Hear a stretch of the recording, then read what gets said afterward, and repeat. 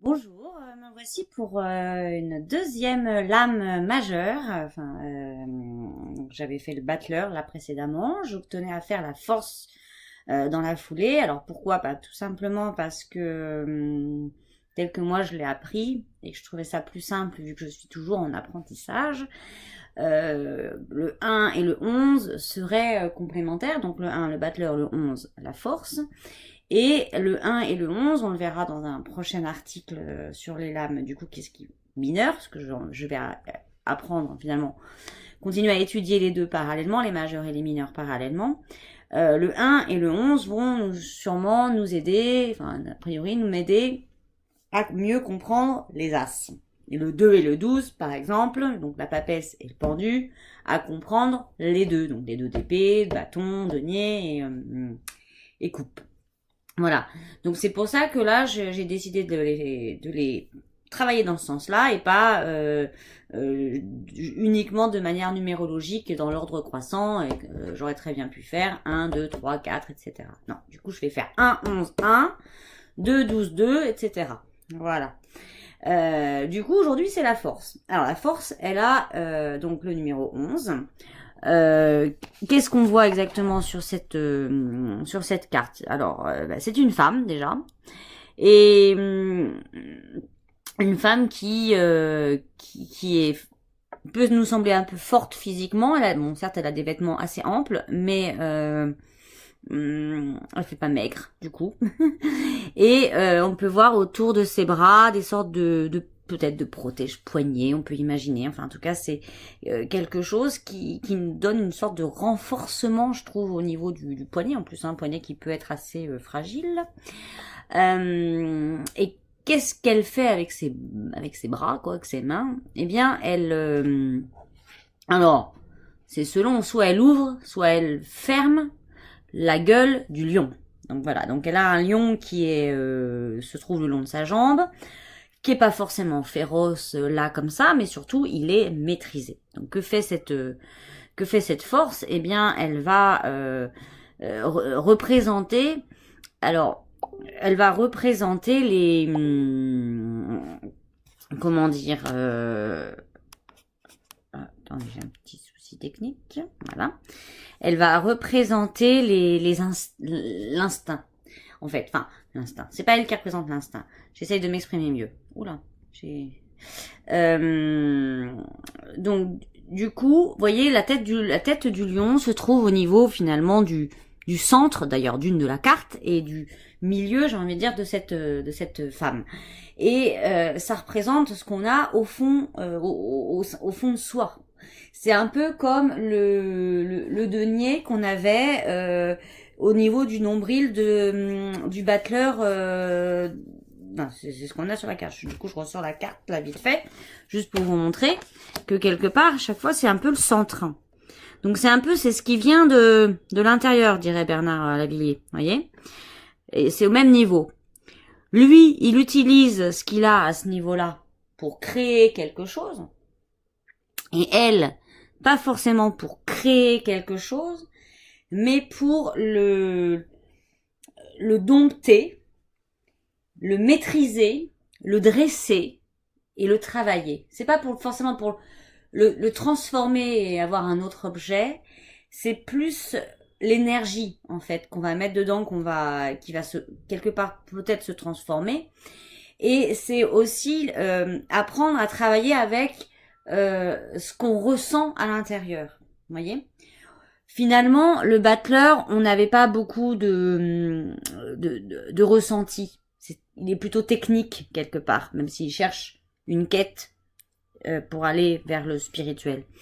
En revanche, la force, elle cherche à se dépasser, à ne pas se faire laisser submerger par des émotions, un instinct animal, parce que elle peut représenter la colère, la fureur, peut-être même de l'anxiété, des états comme ça un peu pas agréables du tout.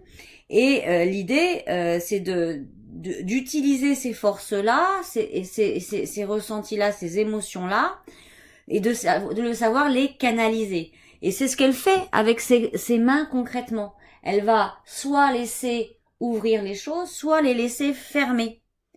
Soit elle décide de les laisser sortir, soit elle décide de les enfouir. Là, on se rapprocherait presque de la lune si on les enfouit. Donc, quelque part, elle va se dépasser. Elle prend les choses en main, dans le sens littéral, et elle décide de ce qu'elle fait. Et on peut imaginer également qu'elle décide, du coup, donc, de prendre les choses en main, mais d'activer quelque chose, de prendre une décision, de quoi d'autre en fait, d'être courageuse ou pas, d'affronter quelque chose, voilà. Après la force au niveau donc de ses émotions, ça peut être, en plus elle peut imposer des choses, hein, ça peut être la force même, oui, nous imposer des choses ou s'imposer des choses à elle-même quand les gens se retiennent de dire quelque chose ou voilà de reconnaître quelque chose. Ça peut être, à mon avis, ça peut être cette force.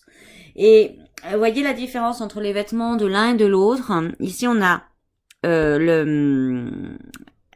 une cape rouge qui représente l'action. Donc ça va être l'action. À un moment donné, elle va, en fonction de ses instincts, elle va décider de ses émotions, de comment elle va les travailler, comment elle va les utiliser.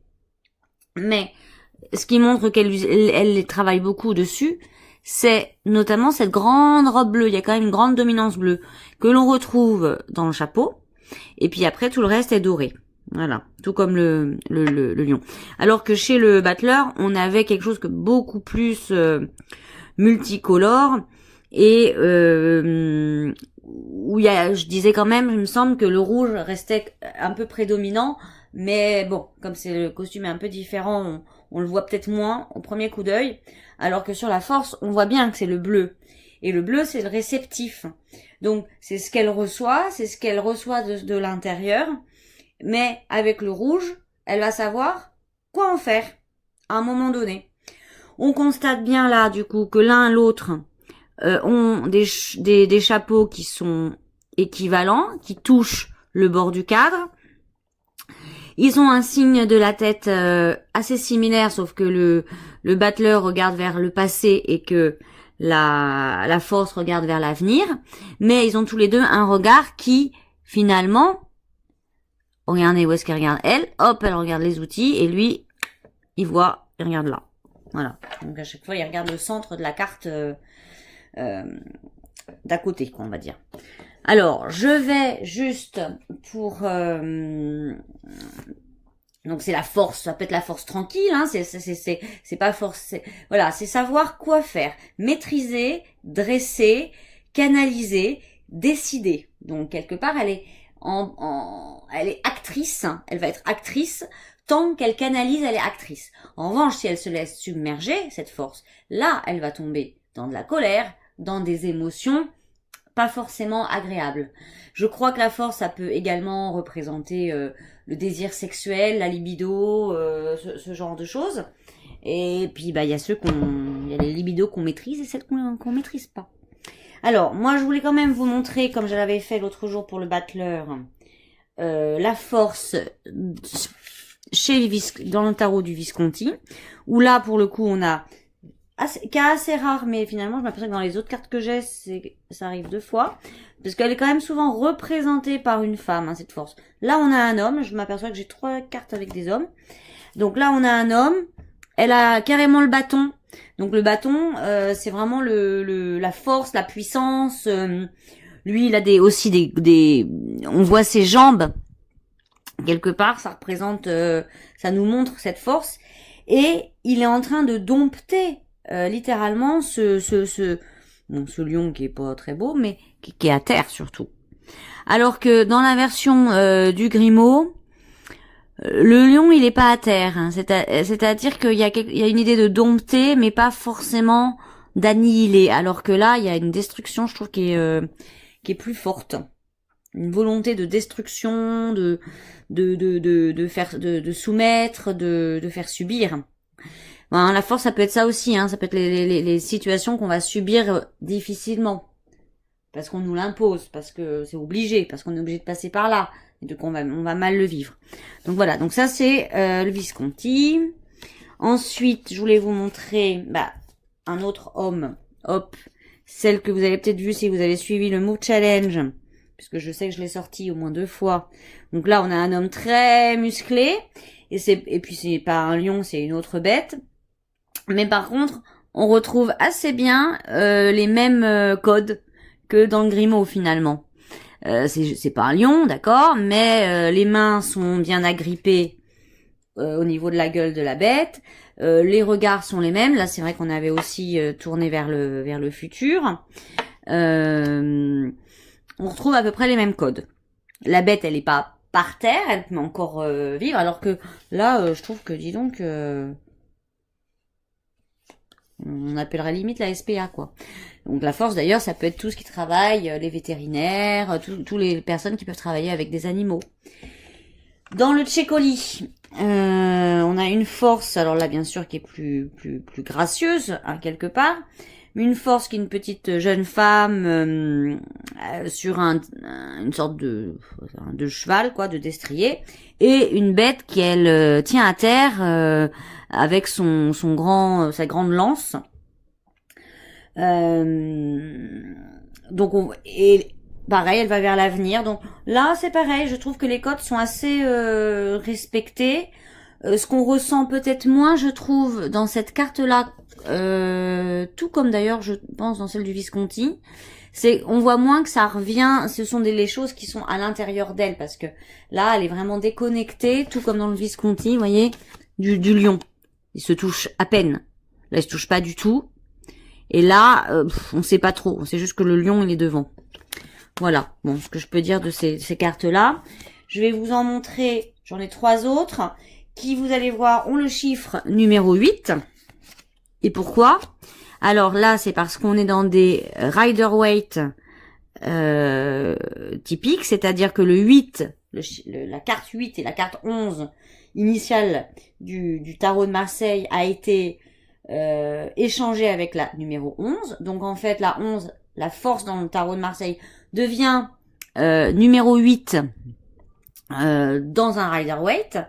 Et la justice, qui est la 8 dans le tarot de Marseille, va devenir la 11 du coup dans les Rider-Waite. Donc par exemple, ces 3 jeux que j'ai moi.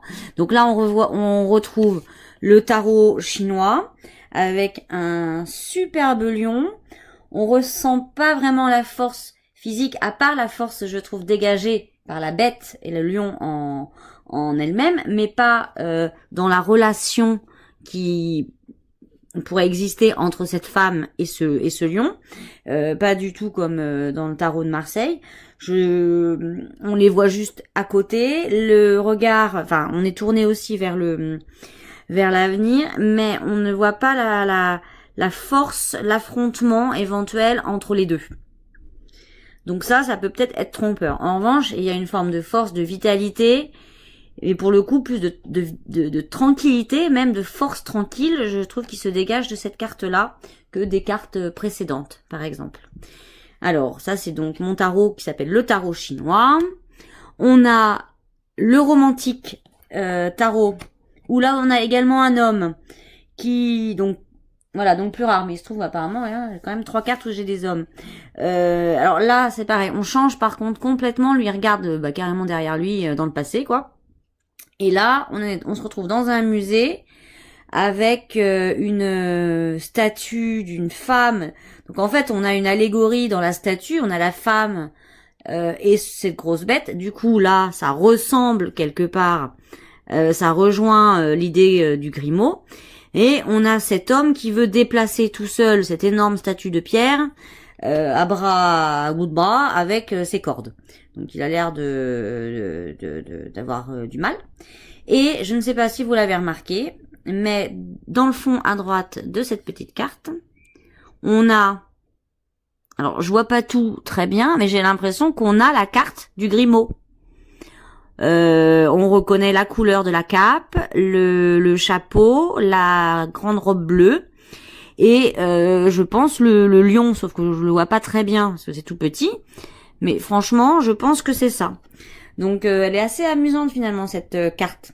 C'est un peu comme dans un effet de miroir. Il y a l'homme qui agit, qui observe, et puis on a déjà un tableau avec la même représentation. Voilà, donc ça c'est le romantique tarot. Et je vais vous montrer également celle que j'ai, donc formule Rider-Waite aussi, donc vous voyez 8.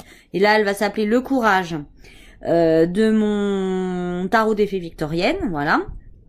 Alors là on a des bêtes, mais pas un lion, on a des abeilles partout et une énorme ruche.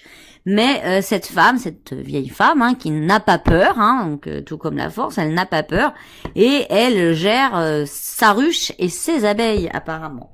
Donc là, on a aussi, je trouve, malgré le mot courage, je trouve qu'on voit pas trop la difficulté dans la relation entre l'animal et la personne. Alors que là, je trouve qu'on la ressent plus. Parce que on sait que s'approcher aussi d'un lion, ça peut, c'est pas donné à tout le monde. C'est un peu pareil pour les abeilles, j'ai envie de dire, mais bon, en général, on a peur d'une abeille, on s'approche pas comme ça d'un essaim d'abeille ou d'une ruche. Hein. Bon, voilà. Voilà ce que je peux vous dire sur la force. Donc, on reste dans quelque chose de très actif, tout comme pour le battleur. Quelque chose d'actif, mais dans une énergie, dans une transformation, j'ai envie de dire, d'énergie, mais où on utilise l'existant effectivement, mais on doit apprendre à le canaliser et pour l'utiliser quoi, pour en faire quelque chose et ne pas se laisser submerger. Voilà, je vous dis à très bientôt. Et pour une prochaine carte, normalement, on aura donc, normalement, ce que j'ai prévu, c'est de travailler sur les as la prochaine fois. Donc, d'ici quelques jours. Voilà. Bonne journée, au revoir.